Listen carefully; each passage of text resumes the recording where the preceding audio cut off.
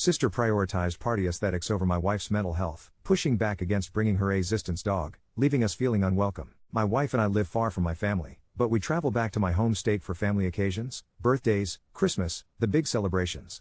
My wife is a 22-year military veteran who was medically discharged. She's been officially diagnosed with PTSD, anxiety, and depression and has spent more than one stint in psychiatric hospitals, one of those times, for 4 months. Her doctors prescribed her an assistance dog, Daisy, and together, with a registered organization, we trained her up. Daisy is now fully qualified, papered, and goes everywhere with us, on interstate flights in the cabin, in ambulances to the hospital, even being interned with my wife in psychiatric units. My whole family knows this, and for the most part, they've been supportive.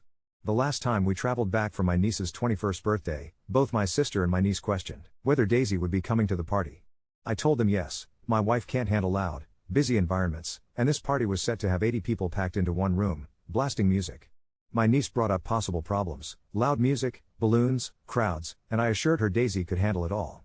She already knew, everyone in my family knows, how calm Daisy is. My sister joined in, echoing the same concerns, not outright saying Daisy shouldn't attend, but heavily hinting. I held firm, if my wife needs Daisy, Daisy will be there. Sometimes she manages small things without Daisy, but big events, parties, shopping centers, restaurants, never. The party came. My wife needed to take 4 Valium just to steady herself, but she managed to sit at her table, with Daisy under her chair as always. People came by to talk, most didn't even notice Daisy was there. I saw that familiar look on my wife, struggling, but coping, sometimes even enjoying the conversations. I danced my heart out that night, checking in with her between songs, making sure she was still comfortable. A few days later, while we stayed at my sister's house, the pending wedding of my nephew came up. Again, my sister asked if my wife would be bringing Daisy. I told her it was very likely, in that crowded, noisy space, Daisy would be necessary. Once again, she suggested that it would be better if Daisy didn't come. Too many people, cramped tables. She even suggested, absurdly, that maybe without Daisy my wife would dance. Even before any of this, my wife wasn't a dancer, and the anxiety means a dance floor is the very last place she'd want to be. I was too stunned to even respond.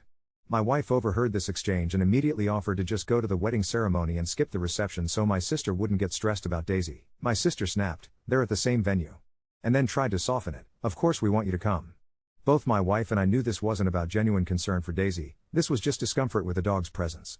We kept reassuring her, Daisy is trained to sit under the chair, out of the way. But it was clear, the questions weren't about Daisy, they were about making us feel like she was unwanted. We flew home soon after, and as we woke the next morning, the first words out of my wife's mouth gutted me. "Maybe I should just stay home for the wedding so you can go by yourself and I don't stress your sister out by taking Daisy."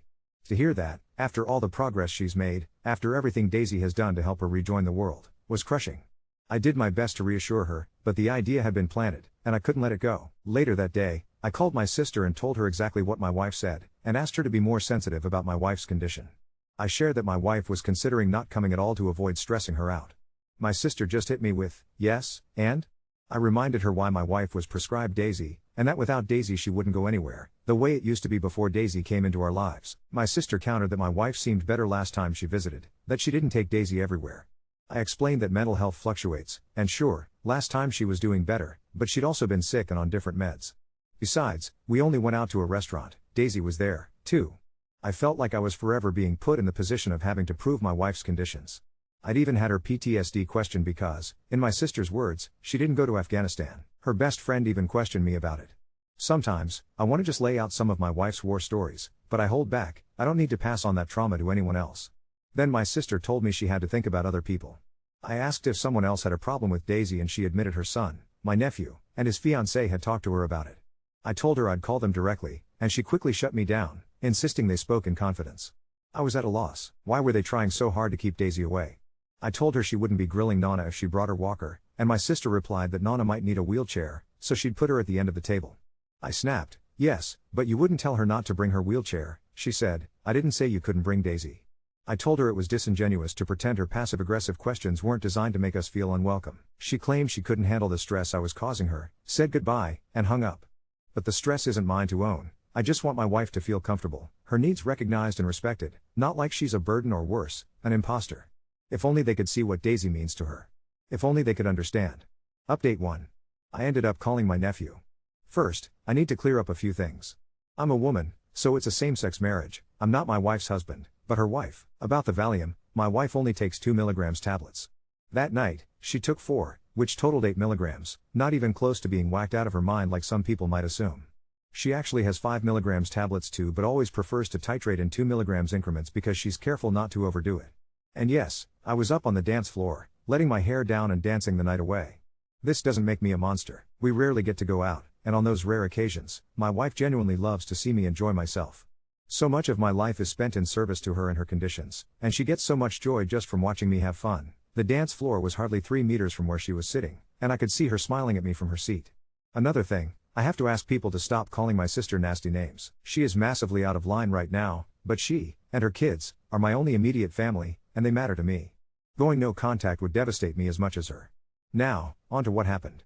I called my nephew and asked outright whether he and his bride had any problem with Daisy accompanying my wife to their wedding, because my sister was making it seem like they did.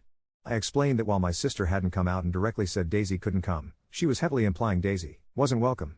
My nephew sounded confused at first, didn't really answer me, just said he hadn't really thought about it.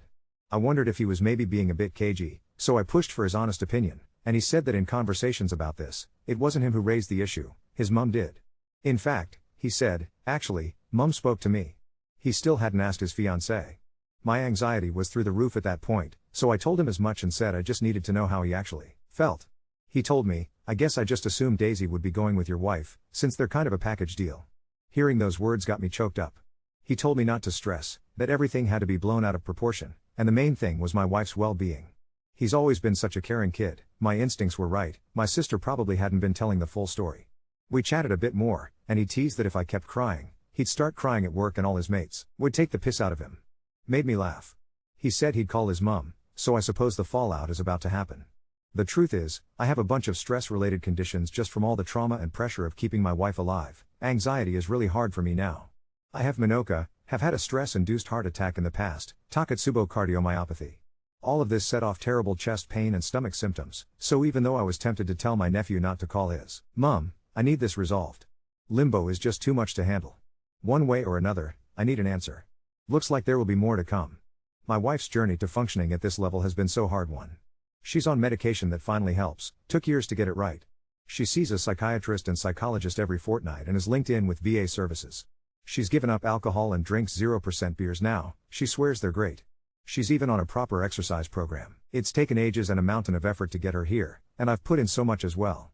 That's why I'm protective. I know what kind of hell she's survived just to make it to the point where she can even consider big events. Everyone else thinks she's fine. But I'm the one who wakes up to her nightmares, who sees her sitting in cars, psyching herself up to go into shops with Daisy, sees her racked with anxiety in crowds, or suffering through her tough days at home. I see the truth, not just the version she shows the world. I've encouraged her to connect with other veterans, but sometimes people are too triggering for her. We've even had uncomfortable, inappropriate encounters with other unwell vets. She may try again, but for now her bubble is small and safe, just how she needs it. I'm not a perfect partner, but I give it everything I've got. She deserves that, and frankly, so do I. My wife has only had one seizure before, triggered by a PTSD nightmare. My sister knows about her hospitalizations, knows about the days she couldn't even get out of bed from migraines. But somehow, when things seem a little better, all of the past struggles just disappear in her mind. My wife hides her illness well, years in the military taught her that skill. But to be honest, it's not just about my wife. When I was in hospital with a perforated bowel, my sister seemed to minimize that too. If she hasn't experienced it herself, sometimes she struggles to empathize, though at other times she can be very caring. It's confusing. She's complicated. I know she's suffered trauma, losing our mum young, and mum's death was truly horrific. My sister's always struggled with anxiety, and I think that's where her need for extreme control comes from. I have control issues too, just not to the same degree, and I work hard to let go. My sister, though, seems to be getting worse with age. She won't acknowledge it, won't consider help, and no one else challenges her. Every now and then, I do. My niece tries, but it never ends well. Update 2. After I spoke to my nephew, my sister called me, absolutely livid that I'd even talked to him. She insisted she'd never actually said Daisy couldn't come, which, I guess, is technically true, but then launched into how she couldn't understand why Daisy was sometimes with my wife and sometimes not. She kept pressing, asking me to explain it, going on and on about how the whole thing was confusing for her. Honestly, my wife and Daisy are together over 90% of the time. There was just one time, during a visit to my sister's, when we popped down to the local shops and Daisy didn't come with us. We were gone for maybe half an hour, and my wife was actually having a good day then. But somehow, that one brief separation turned into a point of confusion for my sister. Then she brought up a motorbike event my wife had vaguely mentioned attending later in the year. She made this big deal out of it, saying there was no way my wife would take Daisy if she went, and demanded I explain how that worked. I told her I honestly didn't know if my wife was going, she hadn't even decided yet. Later, when I talked to my wife, she reminded me the event was months away, and if she did happen to go, Daisy would absolutely be with her. There are support vehicles, Daisy could travel in one while my wife was on the bike, and be with her the rest of the time. But the reality is my wife would only even consider this trip if she was in a really good place physically and mentally. It's a tough journey, and riding a motorcycle long distance takes an immense amount of concentration and energy. Most likely, she wasn't going to go, but she wanted to dream about it. None of this seemed to be enough for my sister. Out of nowhere, she started backpedaling on something she'd said about Afghanistan, then tried to cover it by mentioning Iraq and Iran, two places my wife hasn't even been deployed to in the Navy, so, obviously, that didn't really help her case. The entire conversation devolved into a barrage of emotional justifying and endless defending of her position. Gaslighting, the whole 9 yards. I was spent, exhausted, and ended up a sobbing, anxious mess just trying to defend my wife's medically diagnosed conditions and Daisy, who is a medically prescribed assistance dog. Yes, I live in Australia, and assistance dogs are the same as service dogs. My sister insisted that all she wanted was to be able to discuss it, but when she threw out that I was just like Auntie, someone she positively loathes, it felt like yet another jab right in the gut. I finally said, "Look, we've discussed this now, so there's really no need for any more discussion." After that moment, the panic really set in. I started worrying I'd lose my family if we didn't get past this, that she'd turn her kids against me or twist my words. Desperately, I kept calling, trying to have friendly, normal chats and claw my way back to a happy, peaceful place. I was totally out of control, just desperate to smooth things over. The whole ordeal spiraled me into such anxiety that I actually had to go on medication just to cope. Honestly, retelling all of this feels scattered. It's hard for me to write about, because I dread going back to that place and spiraling again. I am better now, more in control, but it's taken a couple of months to claw my way back. Since that argument with my sister, things have been civil, but it's always awkward, like there's a fat, unspoken elephant sprawled between us. Just today, during a conversation with her, things seemed a little warmer, until she started in on our uncle, who, admittedly is a bit eccentric and who she vocally hates, going on about how dare he decide her daughter had a problem with him after she ignored his text, and then ranting about how people in this family always assume things about other people's intentions. She was clearly digging at me and my wife, so I cut her off and politely said, "I'd better let you get back to work," and said goodbye. The thing is, my sister is never going to admit fault. She always plays the victim. Everyone else is too sensitive or just plain wrong.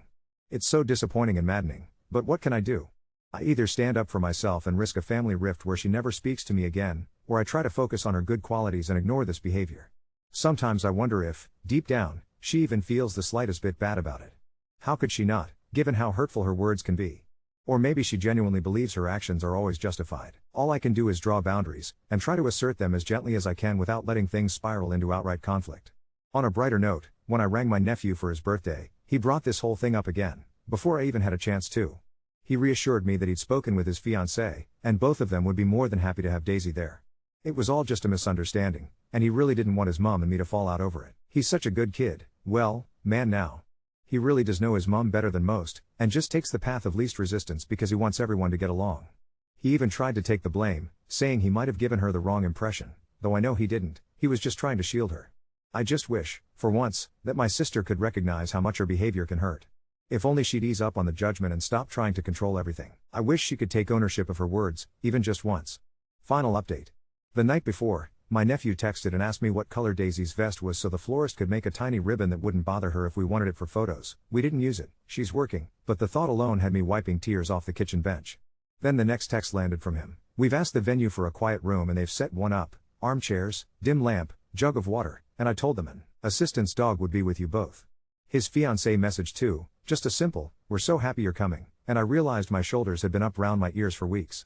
We walked into the ceremony with Daisy loose-heeled at my wife's left, vest on, head level, that serious look she gets when she's switched into work.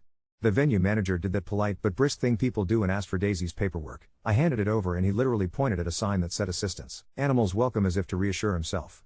My sister gave me a tight smile and a nod. I gave her a tighter one back. That was all. The ceremony was outside under a big fig, cicadas going berserk, late sun in the leaves. My wife sat at the aisle end so Daisy could go under the chair and face out. I took the other side so no one would trip over them. Halfway through the vows, a tradies ute backfired on the road, loud, sharp, and I felt my wife go rigid. Before I even reached for her hand, Daisy had pushed her chin into my wife's knee, that firm weight she uses to anchor her, and my wife let out a breath that sounded like a held wave breaking. And then, she stayed. No bolting, no shutdown. After the kiss, everyone threw flower petals. They'd swapped the confetti cannons for petals. I found out later my nephew's fiancée did that because she remembered me mentioning loud bangs are rough. I could have hugged her to the ground for that kindness. The reception was inside, a big old hall with varnished floors and a DJ who liked the subwoofer a bit too much. We lasted through the speeches fine, Daisy doing her square curl under the chair, occasional nose bump to my wife's hand when she checked out. When the first dance started, I saw Daisy's ears flick back and her head come up. My wife put her hand on my arm and whispered, "Too much," and we got up and went straight to the quiet room. It was exactly as promised: lamp, 2 chairs, water, and someone had even put a little sign on the door that said reserved. My nephew's fiancée popped her head in after a minute, asked if there was anything else we needed, and left us in peace. 10 minutes later my wife's color was back and we went out again. No drama, no fuss. Just space. There were hiccups. A cousin's drunken boyfriend tried to pat Daisy under the table and my nephew appeared out of nowhere like a bouncer. "Mate, she's working," and steered him off. A balloon from the lolly buffet got dragged across the floor and squealed and my wife flinched. My niece quietly took every balloon out into the foyer. When the photographer did table shots, he crouched and whispered to me, "Do you want Daisy in or out for these?" And when I said she stays, he nodded and worked around her like she was a chair leg. Later he showed me the back of his camera, a candid of my wife laughing at something my nephew had said, Daisy's paw, just touching my wife's boot, and I had to go stand in the bathroom for a minute because that smile is the one I only get at home. My sister hovered. It was like watching someone white-knuckle a steering wheel. She checked place cards, refolded napkins, scolded the DJ for playing the wrong remix, and then when she couldn't busy hands anything else, she started orbiting our table. At one point she stood there looking at Daisy and said, "She really does just stay." Not a question. I said, "She's working." She nodded once, like swallowing something that hurt on the way down, and walked away. It wasn't warm. It also wasn't another dig. After the cake, my nephew came over and asked if I'd dance with him. His fiancée had stolen my wife to the side, and they were talking about motorbikes and dogs and 0% beer, of all things, and I actually did. 2 songs. I kept my eyes on the table the whole time and every time I looked, there was my wife, breathing steady, Daisy's head on her foot like a sandbag, safe. It felt like remembering how to be a person again. The end of the night is what I'll take to my grave. The send-off was sparklers, not fireworks, and as we all lined up outside my sister finally came over, wringing her hands in that old anxious way she has. She didn't look at me at first, she looked at my wife.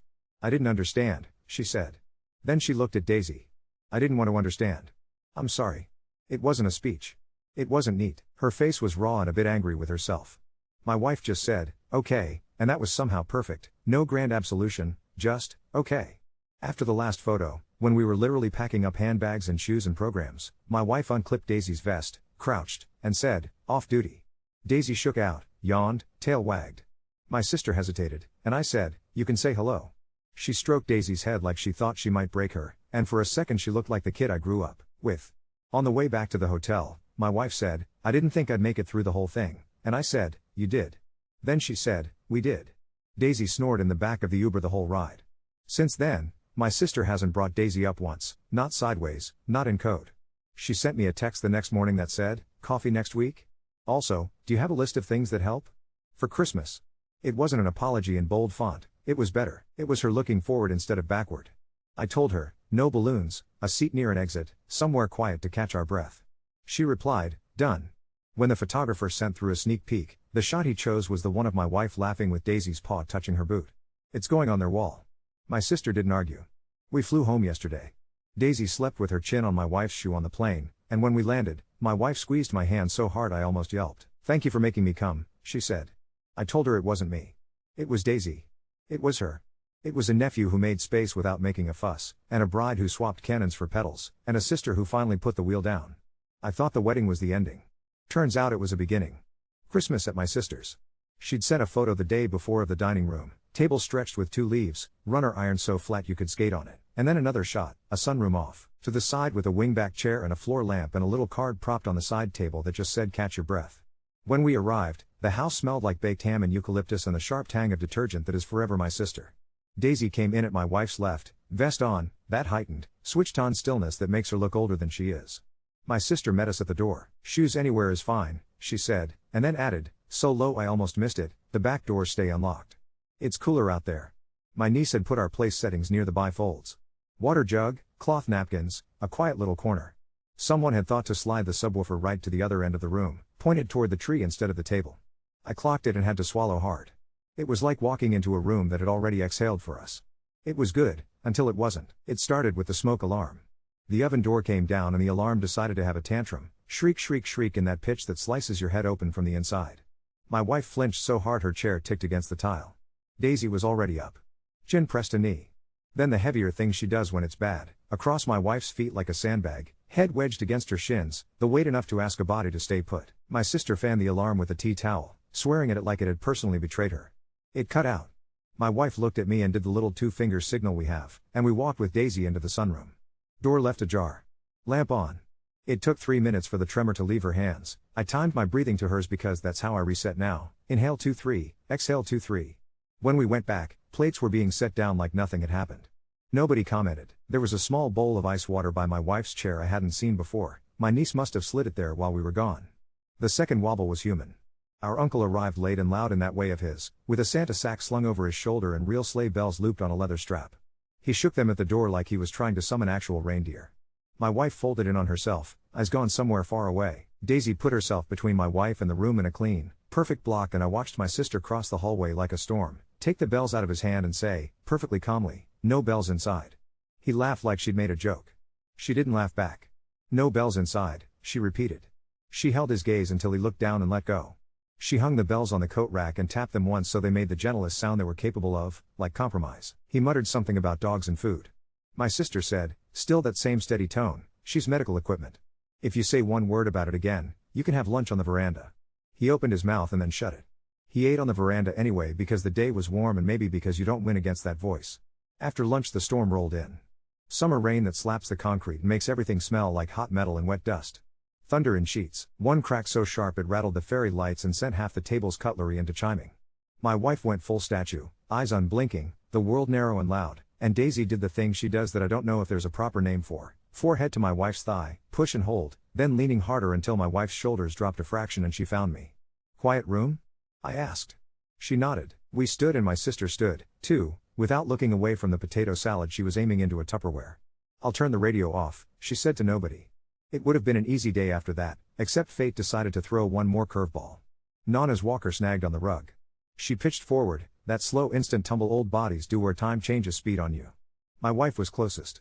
It was pure training. She got there in 2 steps, hand to Nana's shoulder to guide the fall, knee under, voice low, "You're okay, I've got you," and then the quick checks, eyes, wrists, hip, making sure there was no sharp pain, no new shape where one shouldn't be.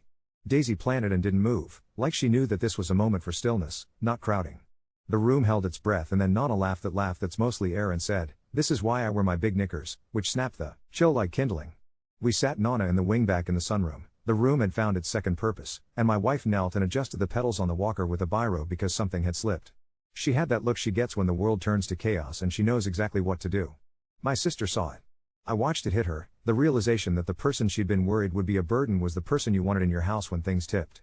At some point the power flicked out, candles appeared like magic. The noise dropped to a murmur and the storm got to do the talking. My nephew put on his phone torch and set it face down on the table so it glowed up through the cheap napkin like a nightlight.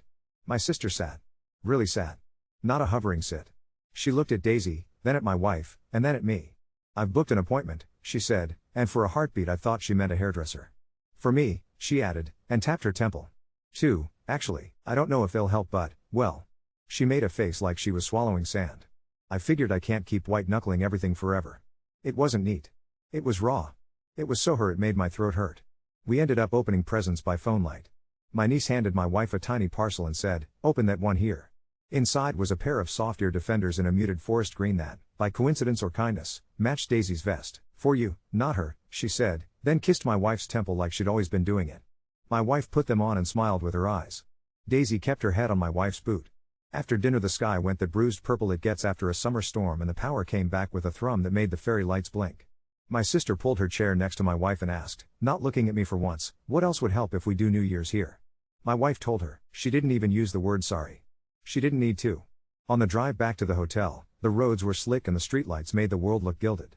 Daisy fell asleep sitting up, chin balanced perfectly on the toe of my wife's shoe, like she couldn't bear to stop working even while she dreamed. My wife reached across the gear stick and laced our fingers together. "I kept thinking about running," she said, like she was telling me a secret. "And then I thought, I can stay. We can stay." The rush of love that hit me then felt almost embarrassing in the small car. The next morning a photo came through from my nephew. All of us around the table, candle glow making us look kinder than we are, Nana in the wingback giving the devil horns like a teenager, my sister mid-eye roll at the DJ's playlist even though there was no DJ, my wife laughing at something no one can remember, and in the bottom right corner, half in shadow, Daisy's paw, not on a boot this time, but on the rung of my wife's chair like she'd decided the furniture needed anchoring, too. New Year's was at my sister's because once she decides something she moves furniture with her will. The house felt like a fridge set to coastal, ceiling fans backhanding the heat, citronella candles doing their valiant best against mozzies that didn't care about anyone's hard work. Someone had cricket on mute with captions because the commentator's voice makes my sister itchy. She'd texted the street chat earlier, "Fireworks at midnight only please," with a smiley that looked like it had been forced through clenched teeth. She'd strung fairy lights along the veranda and there was a bowl of earplugs next to the pav like they were nuts. Daisy came in on my wife's left with that business face on, vest straight, paws careful, like she'd dressed herself and didn't want to crease. My sister had put a metal stand fan under the archway so air moved from the back doors through the dining room in a slow, cool river. There was a note on the sunroom table again, "Catch your breath, same lamp, same chair, same jug, like a ritual now." I could have hugged the furniture. The first pop came at 9 from the kid 2 doors down who is always testing boundaries and fuses. It was the little kind, a quick pap of light, nothing like the cannons they sell over the border, but my wife's fingers did that hitch they do, tendons like wires, and Daisy's head came up on a hinge. Chin to knee, weight down. I counted with my wife, and my sister, from the kitchen, turned the radio to a station that was just beach sounds and an AM newsreader talking about traffic like a bedtime story. People went on cutting fruit, putting ice in cups, like their bodies had quietly agreed not to make a fuss anywhere near us. By 10:30 the cul-de-sac decided rules were more of a concept. A string of crackers went brrrrt and put car alarms into a chorus. My sister walked out the front like she was taking out the bins and came back with a half smile that said she'd done a deal with God or a 12-year-old. "Midnight," she said to the room without looking at us. "They're going to wait." She set a bowl of cold grapes by my wife's elbow as if that was part of the bargain. 11:58. Someone's phone started a countdown. You can feel a room wind up if you stand still enough. It's like the air leans forward. I was fine and then I wasn't. It came in mean and sudden, like a hand on my sternum from the inside, wet and heavy, and the pain went up into my jaw in a way that felt like a memory with teeth. I think I made a noise. Daisy moved before my wife did, left her post and put her whole chest across my feet, head pressing against my shins like she meant to glue me to the chair. My wife's eyes flicked to me and everything in her face changed in half a second. Soft gone, soldier back. "Look at me," she said, not loud, but shaped like a command. Her hand on my wrist and then on my neck. "Breath?" She counted with me but my count slid, the numbers wouldn't catch, and then the first bang went off outside and the room delighted and I was the only one sinking. "Call an ambulance," my wife said, and it was to my sister and not to me. It made something in my ribs loosen, hearing my sister say to the phone, calmly, "Chest pain, previous Minoka," like she'd been waiting for a chance to prove she knew those words. She opened the front gate with the same hands that fold serviettes into swans. She took Daisy's paperwork from my bag without asking me where it was because apparently she'd memorized the bag. She turned to the room and said, "Out the back, please," and 30 people moved like polite fish through water. She turned the music off. She picked up the sleigh bells she'd hung on a hook as decoration and put them in the pantry like they were contraband. I was on the floor by then because it felt safer down there. Daisy's weight was a sandbag and my wife had me in the recovery position, talking about the color of the paint on the ceiling which was off-white and needed a second coat and I told her that and she said, "Good, keep talking," and Daisy sighed into my shin like she was exhaling for me. The ambos came with the quick boots and sensible faces. My sister met them at the door with assistant's dog and paperwork and vest will stay on and it all sounded practiced and reasonable out of her mouth. They stuck stickers to me and wires to the stickers and the ECG beeped like a supermarket checkout. Troponine talk. "Could be a spasm," one of them said, "because my life is a catalog of things that might be." "We've ridden with her before," my wife said when one of them glanced at Daisy like she was a question. He looked at my sister, maybe because she had turned herself into some sort of headquarters, and my sister said, "She's part of her medical plan." It wasn't aggressive. It was the sort of tone you use when you know you're right and also you've baked 3 desserts. They made a space on the bench seat for Daisy and she hopped up without leaving a hair, because she's like that. My wife took the jump seat. My sister pressed a cold water bottle into my hand for when they said I could, and touched Daisy's ear once like you'd touch a statue you weren't supposed to touch, for luck. The fireworks finally started for real as the doors shut and the sound became something you could feel more than hear. Daisy put her head on my knee and the ambo patted her like he'd been waiting for the chance. Emergency was fluorescent and efficient and too bright for midnight. Triage decided rules were rules and pointed at Daisy like she was a family member with feelings. "Assistance animals can stay if," she began, and my sister, who had not come with us because someone had to shepherd a whole house, appeared like maths.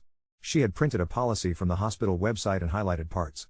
"She's had clearance here before," she said, and the nurse read, and then we were in a bay with a curtain and Daisy under the chair, back in her square curl. The doctor had kind eyes and careful hands.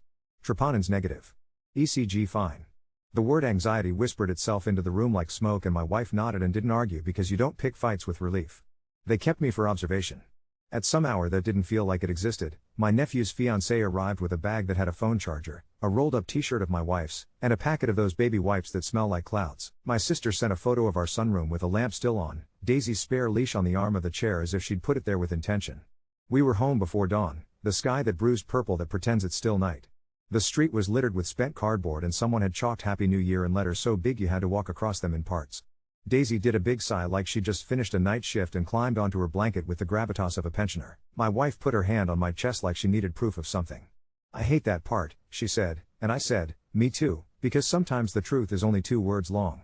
The next afternoon my sister turned up at our hotel with a portable white noise machine in her handbag like it was a contraband speaker. "You can have it," she said. "We've got another." Then, because she is herself, I phoned the neighbors this morning and said no more early fireworks next year, please, and I didn't even scare them. She had a shock of curls pulled up with a pen and a look like she'd both slept and cried. "I saw a therapist," she added, like she was handing me a fresh pavlova. "He said I try to make anxiety go away by managing the room to death." She looked at my wife when she said it. I told him I'm trying to manage the room so you can stay in it. She and my wife did that awkward smile thing people who love each other do when the words feel like a shirt that doesn't quite fit yet. 2 weeks later, because life isn't gentle just because you've had a scare, we had a Daisy scare. It was a Tuesday. My wife took Daisy for a quick loop around the park at 7 because the heat was going to impersonate a wall by 9. Daisy came home wrong. Not dramatic, just quiet in a way that wasn't work quiet. She put herself in the hall and swallowed hard, and then it came. The kind of sick that is mostly water and worry. It's ridiculous how fast you can go from functioning adult to someone who would stand in a vet's waiting room and barter with God. My wife went pale in a way I don't see often anymore. "She's okay," I said, and my wife said, "She has to be," like there was a deal in place that none of us had signed properly. The vet was kind and said the word gastro like it was a cloud passing over the sun.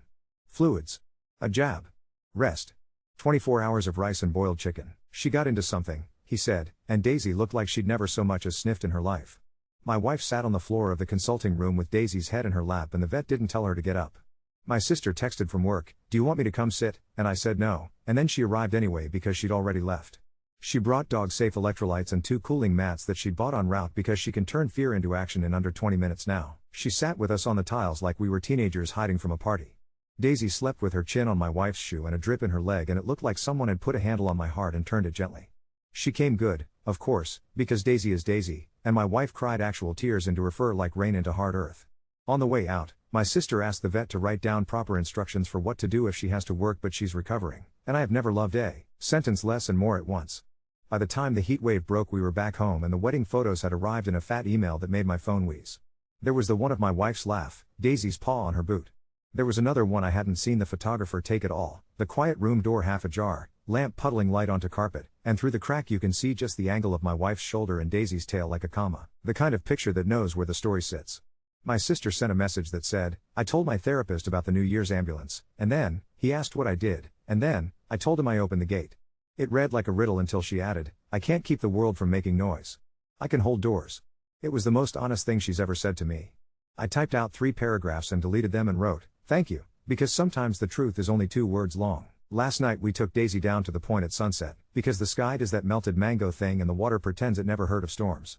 My wife threw a stick and Daisy pretended to care and then carried it like a baton, like she was leading a procession of 2. When we turned to go, Daisy circled to my wife's left like she always does without thinking, head level, that little flick of her ear that says, "I'm on." My wife tucked 2 fingers into the web of Daisy's vest the way a kid might hold a parent's coat in a crowd and said, almost to herself, "We keep staying." I said, "We do."